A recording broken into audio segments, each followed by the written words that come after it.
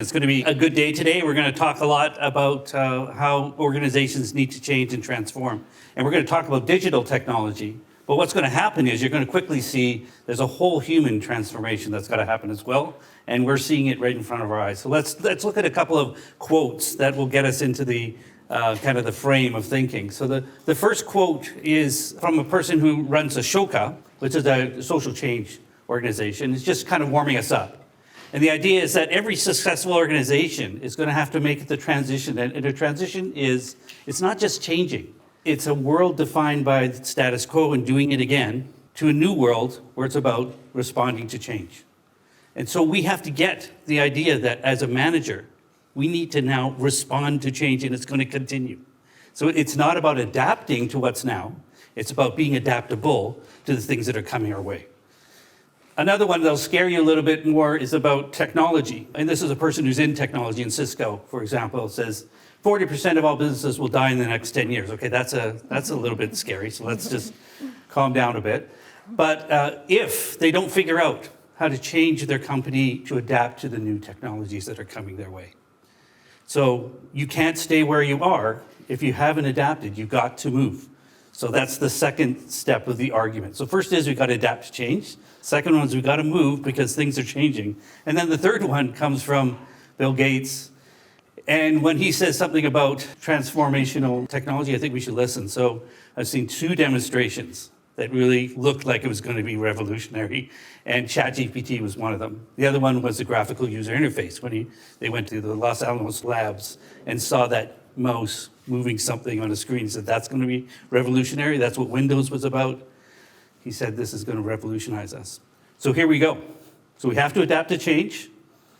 It's coming our way. We can't get out of the way. And now we have a technology that really is going to change us for sure in many, many different ways. So that's why digital transformation is on everyone's tongue. Everyone's thinking about it. We're all transforming digitally, whether we like it or not. So if we're going to do this, we might as well organize ourselves a little bit and figure out where we are and where we need to go. And there's two dimensions that you want to think about. Any organization has these two dimensions. One is, can I delight my customer? Can I improve the customer experience? Not just people coming into our shop, it's now, how do we entice them online? And not just, there's various channels to do that as well. So we have to be able to understand our customers are not physical anymore necessarily. They've gone digital as well. And then we also have this other step, which is operational excellence. We got to do that very well. If we don't do it well, if we don't adapt like that, then what's going to happen is we're not going to be in business for too long. So we have to actually do two things. Understand our customers, try to delight them, and also do that efficiently. So that's your change. So where are most people? Most people, we throw them into this range, silos and spaghetti. If you look at your information technology, it's all over the place. You've been trying to adapt to this for decades. You've been trying to work on this idea of being efficient and effective inside your IT, but a lot of our systems are legacy, they're changing. What used to be, we were on the path for change and we were a leader. Now we actually have legacy systems that we have to change. Everyone is in this boat. So you have to understand, how can you move yourself out of this area? So this is the percentages of people. These are medium and large size businesses, mostly in the US, but also in Canada. You find a lot of people in that silos of spaghetti and not so many people in that nice quadrant that's always at the top, which is the percentage of people who are kind of able to adjust themselves to be able to look at their customers, as well as be operationally efficient. So that's a number we want to strive for. And by the way, if you look at the 22%, just don't worry about that, because most people in the 22% in that top thing are right at the corner, the bottom corner of that axis. There's a lot of space for you to move in that area. Now, why do we care about that? The red numbers are numbers of the return, the average return, right, when you look inside those industries that those organizations are enjoying. So take a look at the numbers. Nothing spectacular until you get to the future-ready quadrant there, where we see a 22% return. Does that make sense? If you're delighting customers and you do it operationally well, you're going to make above average returns. That's just the way it goes. So that gives us a little bit of at least an understanding of how we might do that and why we might want to get to that axis. Now, the question is, how do you get to that axis? So what I'm going to do is show you 4 ways to get there. So let's take the first way, and this is the operational way. To make it personal, I'm going to say this is the one where we go to the gym, we work out. Okay, so we're going to get slim, we're going to get efficient, we're going to get pumped up and ready to go. So operationally, we're going to do the hard work. And it's not going to look spectacular to our customers quite yet. because they might not understand that we're doing things more effectively. We do things better. But when we actually get that ready, we can then take it to market, and you'll be able to move up in the customer direction. So the idea is moving into that quadrant through operational excellence. So that's one. It requires hard work. It means we have to work on the basics, right? And it may not grab a ton of attention. And it might be hard because you might not get the money for it because you haven't attracted many more customers. So it takes a real leader to say we're going to go after operations, and we might not be able to pay for that yet, but we're going to reap the rewards later. Another way is what I call the Botox and lipstick method, which is we're going to look great. Customers are going to love us, but we're going to be horrible operationally. We know we don't got the systems to do that. So it'll be a nice face, a nice thing that the customers will want. And then we got a lot of hard work to figure out, and look at that line, it's straight over. It's like we got to invest a lot in the technology that's going to help us get there. So we can take the Botox way, or we can take the gym. Another way to do this is to do a little bit of both, right? Maybe small injections here and there. So the idea is delight our customers a little bit, move operationally, and start moving our systems into that direction. Path number 3. This is the most common path that organizations take. It's the one that allows you to gather a little bit of resources so you can make those operational changes. It doesn't require as much pre-investment. There's the last one. And the last one is when you start off in silos and spaghetti and you say, you know what, we'll never get there. Organization is stuck in HR, we can't move. So what we do is we just transform. We take a little piece out of it and we throw it over into the other place and say, go now do something. Don't look back at us because we don't know how to get there. I need another organization to get me there. And that's your 4th pathway, which is that wonderful pathway, being able to move and take another organization out of it and start another organization. That's not a common move, but a move that a lot of people make. So that is kind of the pathways. And to be a leader, you got to think about what are we going to do next? Are we going to take the customer pathway? Are we going to take the Botox and lipstick method? Are we going to go to the gym? Or are we going to do a little bit of both? And how are we going to move ourselves? So that's the leadership that you're going to look at. But I can tell you 2 companies we'd work with. One is BCAA, took kind of the path 1. They were getting more operationally efficient. They actually dove in, spent about $20 million working on their infrastructure. Their clients didn't see it too much, but now they can offer more products. They're very delighted with that. The other one is Save on Foods, which took the path number 3. And they actually implemented their supply chain management, they implemented their procurement, they implemented their Workday, which is a kind of an HR system, and then they went after their marketing systems, and they found that they were able to make that transition, and they invested not so much in the technologies, they invested in the people. They actually took their IT department and put it out in these other areas and created relationship managements that allowed them to use the technology better. So that's another example of the pathways you can take, but often it's a human experience. So I'm going to hand it over to Jennifer to talk more about that. Yeah, thank you, Andrew. Okay, a quiz question to see if you're paying attention. What is the key resource that will get you moving along a pathway? So think about the stories that you just heard and think about what Andrew just shared about some of the corporate examples. What do you think the key resource is that will get you moving? Did I hear leadership? Executive leadership. Okay. Any other guesses? Money. Money's always good.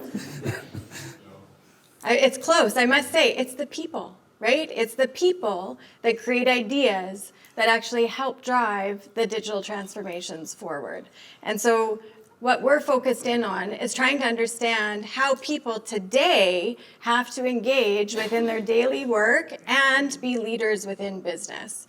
And so you might recognize this if you have looked at maybe some of the more traditional research around management information systems or how digital transformation actually works. And there's an overlap that happens between people, process, and technology. And in the past, we used to have separate teams that would handle these things. But now what's happening is this Venn diagram is being twisted up. And so you actually have to be a little bit of each one. And so what's happening is we have new jobs that are emerging called business technologists. And even in leadership, leadership needs to be able to speak to each of these areas, to be able to manage their business today and be competitive. And so what we try and do is try and understand, how is this happening right now? How do you get inspired from other industries or other companies that are doing this? And the what if questions. What if we could innovate a different process, right? Digitize this to make it more effective or efficient. How do we teach leaders to think differently about business, about products and services? And so I say all of this is because we're here to help. So you'll see the logos down in the bottom right and left corner of this slide. And what we've been doing for the last few years has been working very closely with the federal government and the Digital Technology Supercluster to help build capacity in individuals and companies with this digital transformation journey. And this is an initiative that we call DIAL, or Digital Innovation and Leadership, that's founded by the SFU BD School of Business. And really what it does is it helps people. And so I wanted to introduce you to Scott. Scott is real. Scott works for Tentree. If you know Tentree, it's a company that was actually developed out of Saskatchewan. It's Vancouver-based, and they are an apparel company. What Scott did is he joined in the DIAL initiative, and he was, at that time, a business analyst in the operations group. And he wanted to understand, how does Tentree actually take their value proposition out to their customers? And so if you're not familiar with this company, what they do is if you buy a piece of clothing from Tentree, they actually plant 10 trees. And so he wanted to say, okay, but how does the customer actually know that the 10 trees have been planted, right? Is it really happening? And so he came into the program with this idea around understanding this value proposition and how do you translate that to your customers. And so what he actually came up with was a digital app that's called Veritree. And what it now does is it allows you to actually see on the app, and you get a little digital wallet, where your 10 trees are planted. And they accumulate. And now it's become a product that he can actually take out, or Tentree can take out, to other companies as well that may want to participate in this social responsibility and reducing the carbon footprint with apparel sales. So it's just to give you a little bit of a snapshot of an individual working in a company who sees an opportunity for some innovation and how to actually incorporate digital within that.